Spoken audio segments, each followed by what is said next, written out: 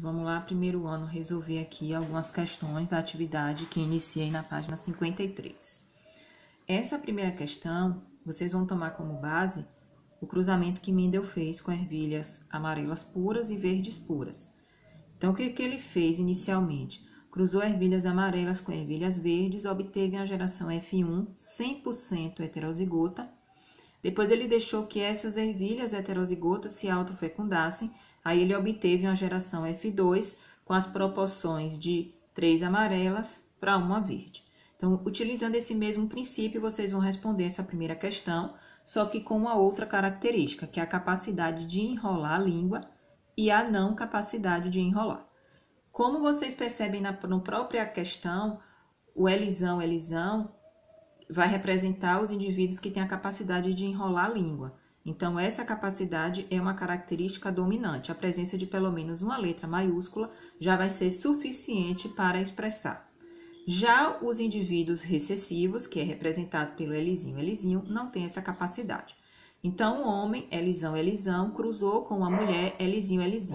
100% da geração F1 vão ser indivíduos heterozigotos, ou seja, eles vão ser híbridos e com capacidade de enrolar a língua. Por quê? Porque pelo menos uma letra maiúscula já foi suficiente para que essa característica ela fosse expressa, porque ela é dominante em relação ao elisinho.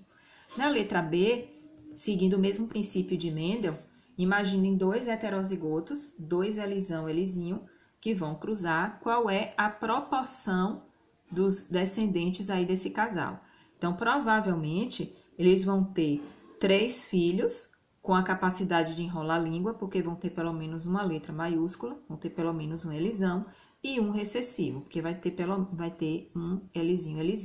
Então, se vocês fizerem o cruzamento em casa, vocês vão perceber, quando cruzar elisinho com elisinho, vocês vão ter essa proporção aí, tá certo? Essa letra C, vocês iriam montar um esquema, espero que vocês tenham conseguido fazer. A dúvida que ficar, vocês podem compartilhar comigo lá no grupo. A questão 2 é o seguinte: vocês têm aqui a análise da altura da planta. Então, analisando o caráter e altura da planta, realize o cruzamento entre plantas de ervilhas altas e baixas, obedecendo o mesmo esquema feito por Mendel nas gerações parentais F1 e F2. Então, mais uma vez, o que é que Mendel fez na geração para obter uma geração F1? Então, Mendel ele pegou 2 indivíduos com características puras, que foi a geração parental. Esse cruzamento deu origem à geração F1. Depois, essa geração F1 se autofecundou e deu origem à geração F2. Então, esse mesmo princípio vai ser utilizado nessa questão 2 também. A própria questão já disse a vocês que a característica planta alta é dominante e é representada aí pelo alelo Bzão. Então, os indivíduos Bzão ou Bzinho vão ter a característica alta, e os indivíduos Bzinho vão ter a característica de planta baixa. E o que é que a questão pede de vocês?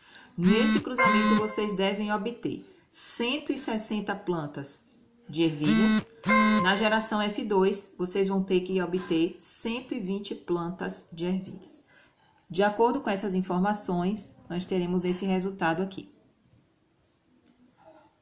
De acordo com o princípio, da primeira lei de Mendel, vocês têm 2 ervilhas puras, olhem aqui, Bzão, que é uma planta alta, cruzando com a planta pura Bzinho, que é baixa. 100% heterozigoto aqui, a geração F1 foi 100% heterozigota, Bzão. O que foi que a questão disse? Que nós temos que obter 160 plantas de ervilha na geração F1. Então, perceba aqui na geração F1, desses todos os 160 indivíduos que foram formados aqui, eles vão ter o genótipo Bzão. Então, agora vocês vão cruzar Bzão com Bzão. Vocês vão obter aqui uma geração F2. Qual foi a proporção que vocês viram aqui? 1 Bzão, 2 Bzão e 1 Bzinho. Se na questão disse que você tem que obter na geração F2 120 plantas de ervilhas, dessas 120 plantas, 30 eram Bzão, 30 eram Bzão, 30 Bzão e 30 Bzinho. Aí, quando você vai analisar isso daqui, vocês vão perceber que 90 plantas eram altas, ou 75% dessa geração F2, e apenas 30% era composta de plantas baixas, ou 25%. No próprio módulo já tem um quadrinho de Punnett que vocês podem utilizar aí para estar resolvendo essa questão, tá certo? Aqui vocês têm a questão 3. Vocês resolvem em casa, a dúvida que tiver vocês podem compartilhar. Eu vou dar prioridade a fazer essa questão 4, que é uma questão de heredograma. A primeira coisa que a gente faz em uma questão dessa é procurar um casal igual, tendo pelo menos um filho diferente. É o que vocês têm aqui, ó.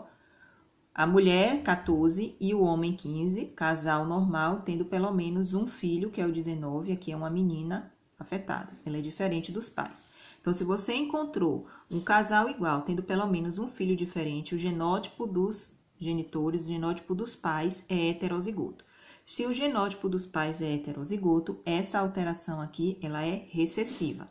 Então, todos os indivíduos que estão pintados, eles vão ser recessivos. Nós estamos trabalhando com uma característica chamada de narcoplasia. Narcolepsia. A narcolepsia tem aí no próprio enunciado da questão, fala do distúrbio do sono, depois vocês dão uma olhadinha. Então, o que é que vocês já encontraram aqui para responder a questão? Casal igual tendo um filho diferente, então a gente já sabe que essa alteração é uma alteração recessiva. Todo mundo que está pintado vai ser Nzinho, Nzinho. Vamos utilizar a letra N aí por conta da alteração. A pergunta é a seguinte: a partir dessas informações, qual é a probabilidade de um filho do casal formado pelos animais 13 e 16 nascer com narcolepsia? 13 e 16. 16 vocês já sabem, se é pintado, ele é recessivo. Então, ele vai ser Nzinho, Nzinho. Se vocês fizerem a interpretação desse heredograma, vocês vão encontrar que o indivíduo 13, ele é heterozigoto, ele é do tipo Nzão, Nzinho. Então, vocês vão cruzar em casa Nzão, Nzinho com Nzinho, Nzinho, e vocês vão encontrar que 50% dessa descendência vai nascer com narcolepsia, tá beleza? Então, façam em casa. A questão 5 fala de cruzamento teste. O cruzamento teste, ele é utilizado quando nós temos um fenótipo dominante, mas o genótipo, ele é desconhecido.